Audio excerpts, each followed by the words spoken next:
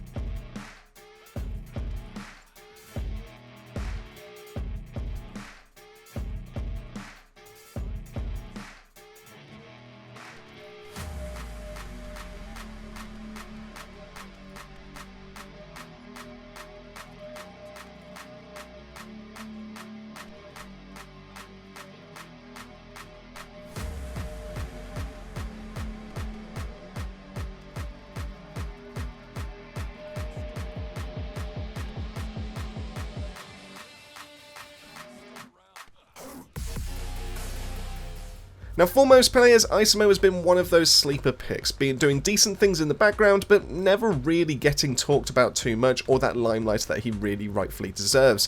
Well, today we're going to change all of that, as with today's build, Esiemo might possibly make the podium for fastest dungeon clearers, bringing huge AoE potential and nutty boss damage to finish in style. In this video, we'll be looking at the best way to build Esiemo for speedrunning, viewing the modules that you need, the weapon of choice to hold, and all the little bits of gear that round it all up into that nice neat package. Well, we've got a lot of details to get through, so let's get to it. Alright then, so we're going to be heading over to our module screen and we're going to be putting this build piece by piece together through this video. And we're going to talk about every single one of the mods that are going to be slotted in here, but essentially we're going to start with the red mods. We're going to start talking about Transcendence because this does make or break the build, and then from there we're going to talk about everything else that pretty much gets chucked straight into here. Now, the Wally does have a selection of red mods that do some really nice stuff. They kind of change up how his build kind of performs. The main one that we're going to be using for this one is actually going to be Creative Explosion. Now, the reason why we go for this one is because the boost that it does actually give us. There are a couple of downsides that we do need to consider, especially going from base form over to Creative Explosion form, but essentially we got a cooldown of 80 seconds as base, and we also have a burst damage of base of 7,400%. On top of that, when you use the base form of this, it does increase your skill power and your firearm attack, and also gives you a little bit of a movement speed and defense decrease kind of thing to be able to go with it, so that madness buff is really kind of tasty if you're looking to max out your DPS. Well, when it comes to this build, we actually have so much DPS that we can sacrifice all of this to be able to then get ourselves a cooldown buff. So as we can see here, if I click save, this now transforms it over into Creative Explosion. You'll see that the cooldown is reduced by 80 seconds all the way down to 40 seconds, which is fantastic. The burst damage on this is just shy of 5,000, so you'll notice that we kind of cut it by around about a third in terms of the amount of damage that we're going to be dealing, but don't you worry, that those modifiers are plenty for what we're aiming to be able to do. And on top of that, we also get a damage increase per bomb. I think there was a time where this was kind of bugged, so I'm not too sure if this did actually get fixed, but that's something that you can actually factor in case they do actually drop a patch that sorts that. And lastly, the Narcissism buff is now the brand new one instead of Madness, so now we get a duration of 14 seconds and we get a cooldown decrease of 40%, which is huge. The reason why this is so good for this build in particular is because while the ultimate is at 40 seconds, we essentially can get this down to a 4-second cooldown, which essentially hits the cooldown cap of 90%, and that's what makes this build so strong. Because the multipliers on this hit so hard, we're essentially able to kind of like spam this ability, which is also going to give us a movement speed increase. It's also going to be reducing the cooldowns of our mines. So while this is absolutely fantastic for being able to take down like mobs, some trash mobs and trash enemies and all that kind of thing, it's also pretty decent to be able to go against a boss. The real thing that kind of shine with this is the fact that because of that cooldown and we're able to hit that cooldown cap, we essentially can keep dropping down all these mines, and then we can actually detonate with our blast ability to be able to hit for some insane kind of damage. So we're going to be like focusing on that side of things. So we're going to be using this for the mobbing, and then if we come up against any kind of like stubborn enemies, the ones that are going to be taking a little bit more, and I mean essentially this ability can take down yellow bars. It's just purely going to be the elites at the end of the level. Essentially we can then use these to be able to kind of like finish them off. Awesome, so of course we need some strength to be able to put into this build, because otherwise this essentially isn't going to be doing too much. Well, the first things that we're going to be doing for this are going to be increasing our skill power. As you can see that our multipliers are so high that essentially putting in extra into our skill power is the main focus for this build, and as such we're not really going to be touching too much, or probably not at all when it comes to the modifiers. So the first thing that we do want to be able to put in here is going to be power increase. The reason why is because when we combine this with the amplification mod for fire, if I can spell it correctly, there we go. So once we put in fire amplification as well, because of how the buckets work in this game, this is essentially going to be the biggest way to be able to increase the amount of damage that we can do.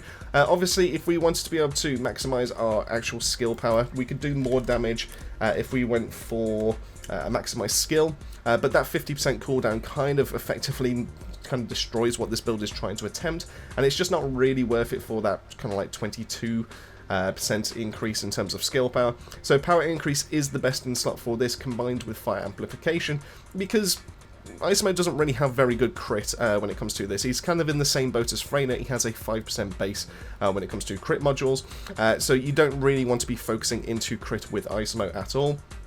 So therefore this is the best combination to be able to increase that consistent kind of damage and be able to really kind of chuck it out there. So next up, we kind of need to be able to talk about more cooldown, because while this is also fantastic by itself, being able to give us 40%, we kind of want to be able to get the rest of the way there to be able to go into, you know, actually maximizing that out and being able to hit the cap. Now, the best ways to do that are going to be nimble fingers as well as MP conversion. This is going to give us a nice 62.1% by itself, and then obviously once we actually activate this ability and we get that narcissism buff, this is going to be putting us over 100%. Obviously, we can't have 100% cooldown in this game, so therefore it's going to hit that cap of 90%. Technically this is overcapping it, because we're saying we want to kind of like keep narcissism up as high as possible, but there's not really too much of a downside. The reason why is because if you do actually manage to trigger narcissism in the wrong kind of time frame, essentially that buff will not reapply itself. You can only apply narcissism once, and then once it's ran out you can then reapply it again. It doesn't actually refresh itself, so if you do manage to catch it at the wrong time and you're not paying attention, this will essentially go onto a 15-second cooldown, and this is what nimble fingers and MP conversion kind of help out with as well. So essentially it just keeps that down as low as possible. So you do want to be able to go for both if you can, and make sure that you can actually slot it into this build.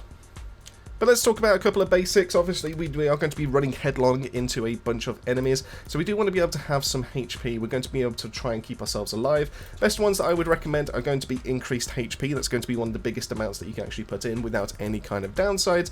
And you also want to be able to go for Battle of Stamina. The reason why you want to be able for Battle of Stamina instead of any of the other ones is that it doesn't actually have a downside. It gives you a really nice chunk of HP, but that increase to skill duration is really nice to be able to go onto your ultimate, because this gives you an extra 1.2 seconds of narcissism for that extra cooldown decrease, so it just kind of really helps out. You'll also notice that narcissism also covers the base cooldown of creative explosion, just in case you do time this wrong, so it just kind of helps out with that that gameplay kind of loop and everything like that. So as long as you've got your skill rotation correct, this should be absolutely fine for what you need. Now, of course, where would we be with an AoE class if we didn't actually have some range thrown into this class? So we do want to go for a skill expansion. Now, there's one thing to note with all these abilities that you can see here is max expandable range, it says by 200%. Usually with the rest of the characters, as far as I'm aware, that also includes the 100% from your actual abilities as well. So we only just want to essentially go as close to 100% increase as much as possible. So skill expansion gets us the closest without any kind of negative downsides. So we do want to be able to slot that one in, and that's more than enough range for what we're trying to do. 15.4 meters of radius on this ability is insane. It essentially covers the screen for what you need to be able to do, and that's more than enough for what we essentially need.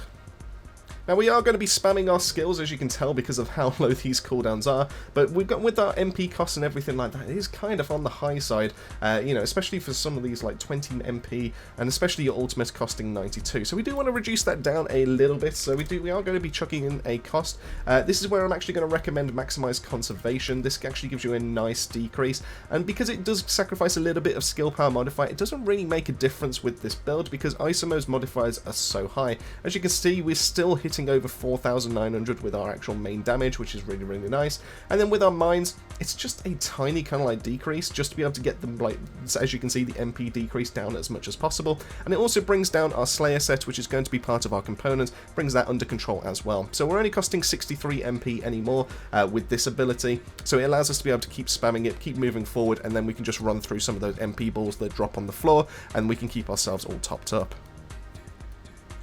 Now, there are 2 more mods that we've got to be able to go for, and we only have 11 capacity. Now, obviously, you can increase this a little bit more if you do go for, like, maximizing out Creative Explosion, being able to catalyze your actual mod, your sub-mod. But this is actually more than enough. This is essentially going to be covering everything that we need. Now, the best ways I've kind of recommended for this side is going into more damage. The more damage we can put into this ability, the better, essentially, for this Esiemo build. So what I have actually gone for is more fire skill power, and to be able to do that, I've gone for fire Sanctium. This is going to give us an extra 10.2% skill power onto our buckets, so that's really, really nice. And then lastly, we only have 5 more points to be able to go for, and this is where I've messed about a little bit, because in the past, we have used things like Dangerous Ambush, but I'm actually going to recommend Preemptive Strike because of how the kit of Esiemo kind of works. Essentially, the mines don't do any damage when they attach. It's only a case of after you detonate that they actually then trigger to be able to actually do the amount of damage that we're doing. So with Preemptive Strike, it's also fantastic for a solo build, because if you do go into a private match, Dangerous Ambush isn't really going to be triggering that much because you're the only target that essentially exists for those AI-controlled units, so you're never really going to see the extra skill power benefit. If you are going to be doing public lobbies, I would probably recommend putting in Dangerous Ambush. That will actually give you a chance of being able to proc that extra damage, but Preemptive Strike is still a fantastic option because of how Esiemo works, and essentially every single one of your skill attacks is going to deal an extra 8.5% off that skill damage on top, and because of the amount of ways that we can stack up and we get the extra damage increase per bomb, and we're able to get this up to an extra 350% damage if you do stack up to 10 mines. It is kind of nutty as to how effective Preemptive Strike could even be, and there is a chance, and I haven't done the full-on testing for this just yet, there is a chance that this actually might be one of the better ones to take into for Colossus fights, because of the extra damage that does go on top of it. So that's something that I will be testing at some point, but for the time being, Preemptive Strike is fantastic if you are going into a private lobby, and I recommend that you do slot that one in there as well. So that pretty much wraps it up for our modules. You can kind of see as to how this is all kind of built. We're looking for maximum amount of impact, we're looking for maximum amount of DPS, and we're essentially just giving ourselves just enough survivability so that we can take a few hits, and then we can just use our movement as well as our mines, and then go straight back into our cooldowns to be able to then finish off everything else that's in front of us. We can't take any damage if all the enemies are dead in front of us. So now we can talk about the rest of the gear that kind of rounds this all up. Now, there are a couple of nice combinations that we will be using. My reactor technically isn't the best in slot for this. I mean, there is an argument to be able to say depending on the abilities that you will be using. So you can go for a Burning Mechanics, or you can go for a Fire Fusion. Fire Fusion will essentially give you more damage on your actual your ultimate, your level 5, your skill 4. That essentially will give you more damage to be able to chuck out there. Or alternatively, you can use Burning Mechanics to be able to get yourself extra tech ability, and this will work really nicely with your mines. This will essentially allow you to be able to do more damage once you start stacking those up. It's fantastic for being able to take down the stubborn, the elite targets, but like I said, it kind of sacrifices a little bit on the ultimate side. Either way is absolutely fine. You technically cannot go wrong.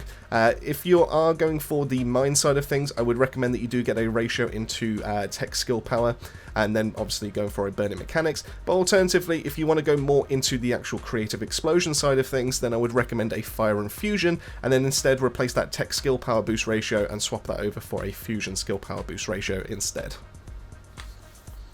In terms of mountings, we do want to go for Secret Garden. I will explain as to how that interaction kind of works with this build a little bit later when we get to the weaponry side of things, but Secret Garden is probably best in slot in terms of reactors wise for the time being, until we see any kind of future buffs coming our way for like Season 2. Now, swapping on over to the component side of things, there pretty much is only one choice right now, especially for Fire Descendants. There isn't really anything like Distorted Resolve for Fire or anything like that. So, because it is a skill-based Descendant, because we are looking to maximize the amount of damage, then you're going to want to be able to slot in a Slayer set. Slayer set is still fantastic in this current gaming, in this current meta and everything like that. Obviously, we do have to worry about that 15% to our skill cost, but obviously we have offset that with our maximized conservation mods that we did put into our build, and that allows us to be able to control the downsides of Slayer while also still being able to obtain that maximize in terms of like the skill power, so we are chunking enemies down. So that's the only real kind of benefit we're going to be seeing from Slayer, is just purely that skill power, but it's still such a massive chunk that it really just kind of helps out the build. In terms of roles that you want on this, it's going to be the exact same that you want for skill-based characters, so you want a max HP and an MP recovery out of combat for your auxiliary power. When it comes to your sensor, you do want max MP and MP recovery in combat. When it comes to your memory, you do want to be able to go for a defense role as well as an MP recovery side of things modifier, because I haven't been able to get one just yet, so that's my next thing to farm. And then lastly, when it comes to your processor, doesn't really matter too much. You can go for toxic resistance, you can go for extra shield rolls and things like that. Anything to be able to help you out is absolutely fine there. So the main bread and butter though is going to be our weaponry side of things. Now obviously you can go for anything else in slot 2 and 3 to be able to get, like, you know, if you do fancy being able to actually shoot some enemies, and you know, you want to do the old boring way, you want to be able to do something that's outside of his actual skill based thing. But the best thing for skills is going to be Secret Garden. Now while we are primarily going to be using fusion in terms of the actual damage and everything like that with our skill 4, Secret Garden seems to be worded a little bit differently. You'll notice that on the unique ability is that when you use a tech skill, you get a chance of being able to get Pest Control. Pest Control has a 50% trigger rate. It lasts 10 seconds. It stacks up 3 times, but it doesn't say, it's not like the Revolver or anything like where it specifically says like non-attribute skill power or anything like that.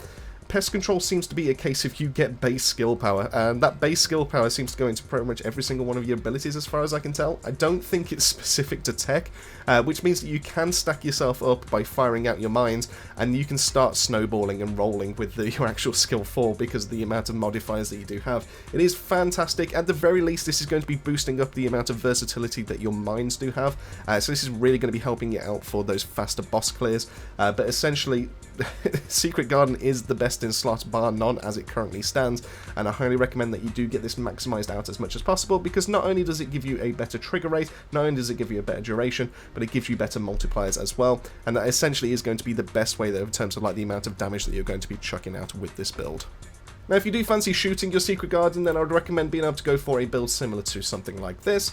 This essentially allows you to be able to maximize out into your crit rate as well as your crit damage, and also on top of that your firearm attack. Edging shot is just a great way of being able to increase the amount of like chance that you've got with your crits, and because your crit multiplier is just that high, essentially this just works really, really nicely in being able to maximize out the amount of DPS that you can kind of chuck and being able to reliably do those critical shots. In terms of like the yellow mod, I'd probably recommend something like Real Life Fighter. There's a few that don't necessarily work with the Secret Garden because it's burst fire, because of things that just don't necessarily work. I would probably recommend going for something like this. This does give you a chance of being able to get extra firearm attack, and obviously combine that with all the crits that you're going to be getting, you get some really nice bonuses with this. Just notice that obviously you can quite easily lose all the stacks on this, but you're not necessarily going to be shooting this too often, so I wouldn't worry too much about that side of things. But this essentially is the build for me. I'm not saying that this is the best build that exists for this gun, but I just really like how this one kind of runs, and if you are looking for something that can just basically get the job done, then this is definitely going to be the one for you. And with all that out of the way, that pretty much wraps it up on the builds. The new amp mods really did boost the viability for a bunch of low crit characters in the game, and Esiemo is no exception. Having some nice, consistent and high damage at your fingertips really makes him feel buttery smooth to be able to play now, and if you've been holding off using Catalyst or playing him for a while now, then I challenge you to try this and tell me that you didn't have fun. But this is a section I want to hear from you. How are you still finding the first Descendant? Are you looking forward to Season 2? And which of the 2 new Descendants announced are you looking forward to the most? Let me know all that and more down below. Massive thank you for making your way to the end of the video, and as I always say, keep yourselves safe, keep yourselves well, and I'll see you all on our next video.